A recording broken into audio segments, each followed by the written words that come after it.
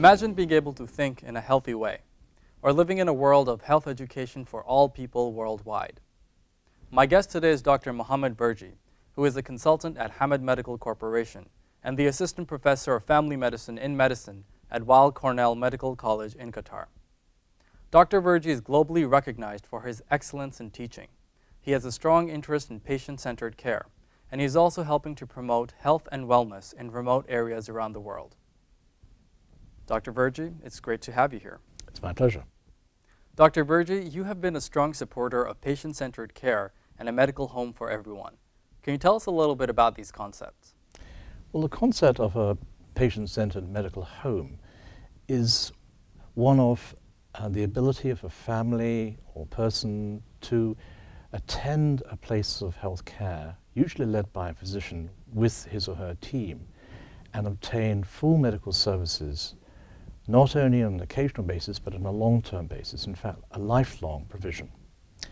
So all the needs of the patient should be met within their expectations. Of course, if they need to go to hospital, that's a different matter. That needs another line of referral. But essentially, they should have the confidence and the ability to get most of all their care at a primary care center in a patient-centered medical home. It's very important, I think, to feel that you can get care when you need it and not have to wait in long queues or have to go through a contorted procedure of administration to get to see the person you want. So I think this will certainly enhance care and probably improve health. So let's talk about preventative healthcare education. How do you motivate people to develop a healthy mindset? This is an age-old problem, and we've been hearing all sorts of advice of how to keep trim and exercise and what to eat and what to do and what not to do. But essentially, I think the probably most obvious example of preventative healthcare is with childhood vaccination. This is a fairly well-worn path, and it's still extremely effective. Now, let me just say that polio is a current vaccination, but we're on the brink of eliminating polio altogether from the world. Just a few countries left, and we're doing a very good job. If you look at smallpox, which has now been eliminated, that was a terrible scourge. And to have that around now, and that was all due to vaccination and very dedicated work, that would be awful. Now we're looking at eliminating polio. But the idea behind that is to make sure that people of all ages don't fall ill from diseases that could be preventable. Now, looking on the other point of view, you want to make sure that people are guided to do the right thing. The big scourge that's emerged in the past 40 years has been diabetes. Diabetes is really going to be extremely important and significant to be on the lookout for, because we estimate that there are going to be in the region of 400 million people suffering from diabetes by the year 2030. Now, and people will say, well, what about HIV and AIDS? Well, we're actually losing a huge number there too, but that's only about 20 million. I say only, but I say that with respect. But compare 20 million to 400 million, and the comparison is obvious. So we have to really take note of what we eat, how we eat, weight control, nutritional habits, exercise, and all those sort of things. So preventative care in itself is a mixture of active treatment, counseling, care, and education.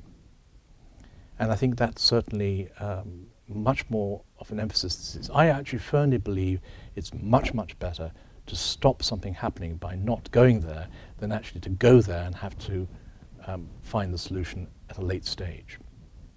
Now, you're also the director of the Clinical Skills Center here at the college. Yes. Can you tell us a little bit about the center and why is it so important? Well, I count myself very fortunate as being the director. It's been 5 years now. The center itself was set up many years ago by someone who clearly had a great vision. It's a state-of-the-art center used extensively for training young medical students from their first year up into their fourth to be excellent doctors. And we train them to take histories appropriately and to have all the ability to examine in every system and reach a standard, which we are fairly exacting about, I don't want my leg to be fixed 50% or 60%. I want it to be fixed 100%. And we press upon the students that you must do the best you can in the circumstances. So take the best history and provide the best treatment. This is all done in a setting which is a module rather than with live patients. But in the real situation in the hospital, of course, they have to apply their knowledge there. So when it comes down to that, I would say, getting towards 100% is actually the standard to achieve, nothing less. We also have an added benefit in that we demonstrate the skills, the facilities of the centre to high school students, grades 10, 11 and 12. And some of them may be pursuing careers or thinking about pursuing a career in medicine. We give them a heads-up view of what we do with our own enrolled students. They have a lot of fun, they see the models, they play with the mannequins, and for many, they catch fire with the ambition of becoming a physician or working in the health industry. So that's really a lot of fun to see the smiles on their faces. Now, Dr. Verjee, you're working on several global health initiatives, such as vision care in India and primary care in East Africa. Yes. What advancements would you personally like to see in the field of global health? Well, India has a great reputation for corrective vision with cataract extraction and also treatment of eye conditions, sometimes vitamin deficiency or onchocerciasis, which is a little larvae which exists in water. Children who play in it or wash in it there are very susceptible to this larvae, and it costs $5 or so to cure, $5. But if it's not treated, they can go blind because of the cornea, which opacifies. Those, in fact, who have cataracts, and cataracts are very common, lose their vision altogether and then become unable to work. They can't be, behave like an ordinary family. They may be dependent upon somebody. For $30, you could actually remove that diseased cataract, replace it with an implant, and that person is basically returned to the community and to their family. So I think that's a really good pursuit.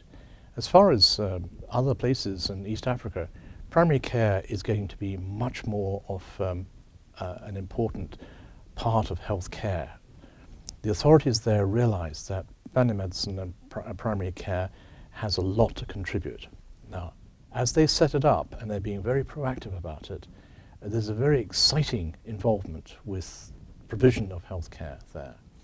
And in fact, at the moment, it's still in its infancy, but they don't need the Western model. They need a model which is suited to their needs, but incorporates primary care. Dr. Verjee, it's been wonderful talking to you. Thank you very much. Thanks for watching. Feel free to leave us your comments or feedback, and I hope you enjoyed this edition.